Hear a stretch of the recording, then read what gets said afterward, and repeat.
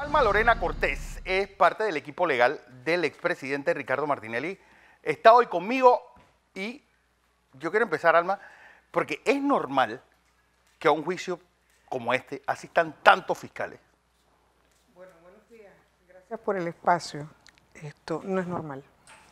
Revisando la resolución del 21 de enero dictada por la señora Procuradora, donde designa una batería de fiscales anticorrupción para reforzar a la Fiscalía Segunda de Crimen Organizado, nos llama poderosamente la atención, ya que esto no es normal que se utilicen tantos recursos para atender un proceso, un juicio, donde esto es solamente una persona que está llamada a responder en juicio y teniendo en consideración que es el único panameño bajo el sistema penal acusatorio que no ha sido imputado aún. Porque yo, es decir, no soy abogado, pero he visto juicios por narcotráfico, por asesinato, y nunca yo había visto tantos fiscales en un lugar.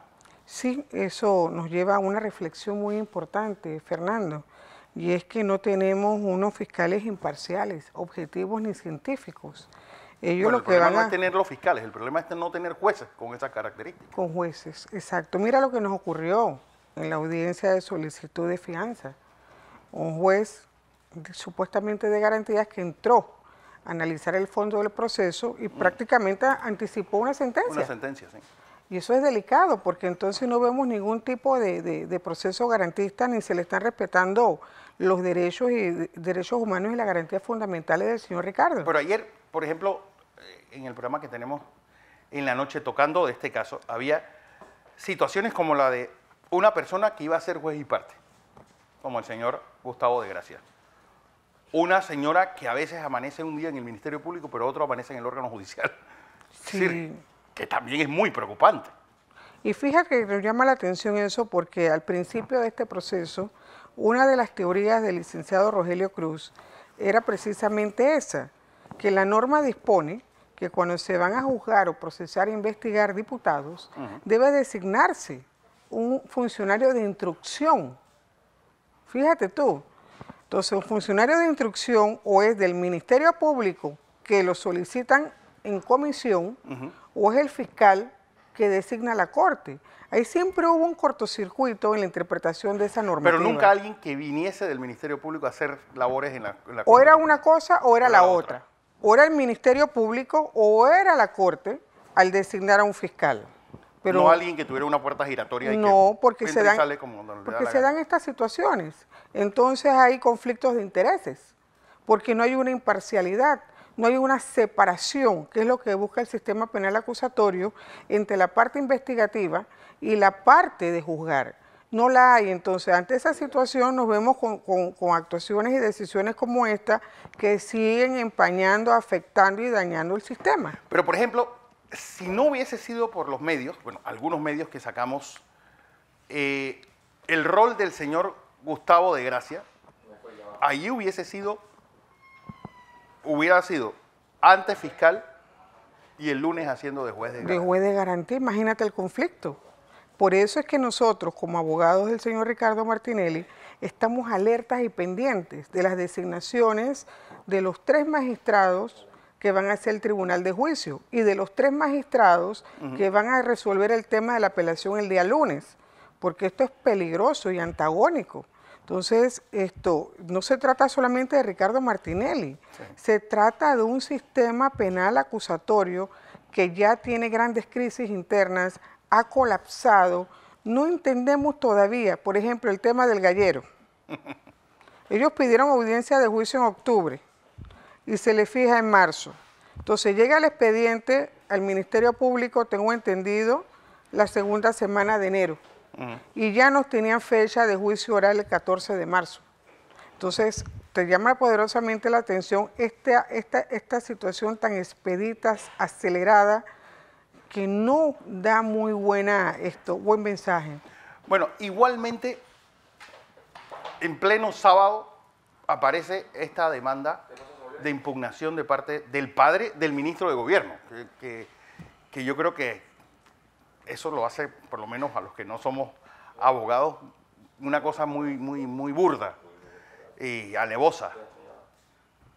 Y por lo que Héctor Santos Rudas puso en un tuit, la demanda se basa en que Wikipedia pone que la residencia del expresidente Martinelli es Miami. Mira, casualmente se solicitó al Tribunal Electoral no certificaran la residencia del señor Ricardo Martinelli desde que fue candidato en el 2004, siendo presidente de 2009 a la fecha. Correcto. Ahí se certifica que no ha habido ningún cambio de residencia.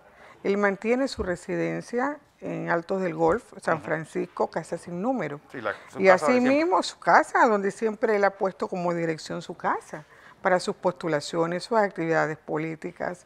Entonces, nos llama poderosamente la atención que sea precisamente el padre del ministro de Gobierno y Justicia, que lo tenemos como carcelero y torturador de Ricardo Martinelli, el que haga esta impugnación. Pero esto tiene una génesis, Fernando, y es que nosotros, debidamente apoderados del señor Ricardo Martinelli, presentamos denuncias por violación del fuero penal electoral del señor Ricardo Martinelli en la vía administrativa. Entonces, si el ministro, la viceministra, el director del sistema penitenciario, el director de Renacer, la subdirectora del sistema penitenciario, tenían conocimiento que Ricardo Martinelli es candidato, tiene fuero electoral, ¿cómo le hacen procesos disciplinarios de hechos que ellos mismos provocan para abrirle procesos a Ricardo Martinelli? Eso es una tortura. Entonces nosotros pusimos la denuncia y yo creo que eso generó la reacción del papá del ministro, porque sí queremos que el fiscal electoral ya conoce el caso, haga las investigaciones previas y lo envía al Tribunal Electoral calificando si en efecto hubo o no violación del fuero penal electoral. De darse ese resultado, entonces vendrían las denuncias penales por extralimitación de funciones. Pero, ¿esta denuncia tiene asidero? Debe tener. Digo, perdón, la impugnación. Ah, no. Primero que todo, existe un prerequisito. Usted, para impugnar la residencia de un candidato ya postulado, como le establece el artículo 265 del Código Penal Electoral, que nos remite al artículo 25, debiste haber impugnado el padrón. El padrón electoral. ¿Cuándo? El padrón electoral preliminar, que fue en junio del año pasado. Es decir, está totalmente fuera de tiempo. Totalmente extemporánea, porque no hay el prerequisito, porque tú debes entonces impugnar la residencia del padrón electoral, cosa que cuando tú eres postulado ya tienes la precondición, el antecedente de que obviamente ya previamente tú denunciaste que él no cumplía con el requisito. Otra de las situaciones es esta demanda en contra de Annette Planels y Mariela Ledesma, que hoy, pues ayer el presidente fue notificado de la presentación de esa demanda que él les puso a estas dos. Sí, esto nos llama poderosamente la atención porque le pedí al licenciado Alejandro Pérez que fuera a visitar al presidente, porque ya yo había ido el fin de semana. Correcto.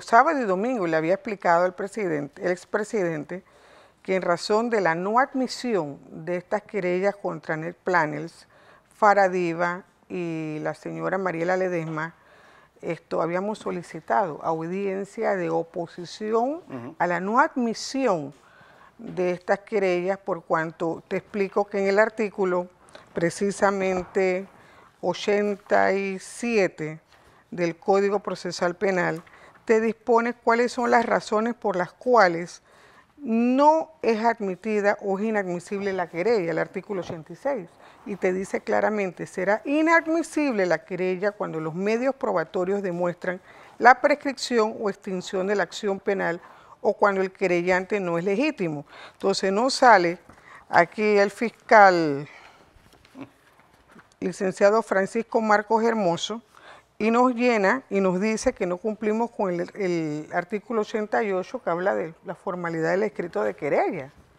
Oye, si él estima que la cuantía de la indemnización que se solicita, que son aproximadamente $2 millones a cada una, no está sustentada, yo le digo lo siguiente: la querella será presentada por escrito a través de apoderado judicial y deberá expresar, no acreditar, porque es a través de la investigación que tú vas a acreditar previa la acreditación del delito y la vinculación de las querellantes, entonces los hechos y motivos en que se funda la acción civil y la cuantía provisional del daño cuya reparación se pretende. Entonces él nos dice aquí que en efecto la señora Mariela Ledesma y la señora Anel Planels, en los tweets y en las entrevistas que se hizo en un canal de la competencia, donde le hacen señalamientos directos al señor Ricardo Martinelli, que él se fue en fuga.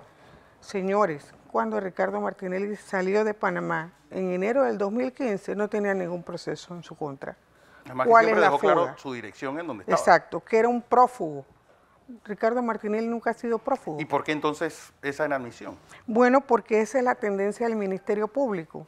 No admitir ninguna querella contra estos grupos organizados que han establecido una agenda y una campaña sistemática de destrucción, vejación, ofensa, descalificación en contra del señor Ricardo Martinelli.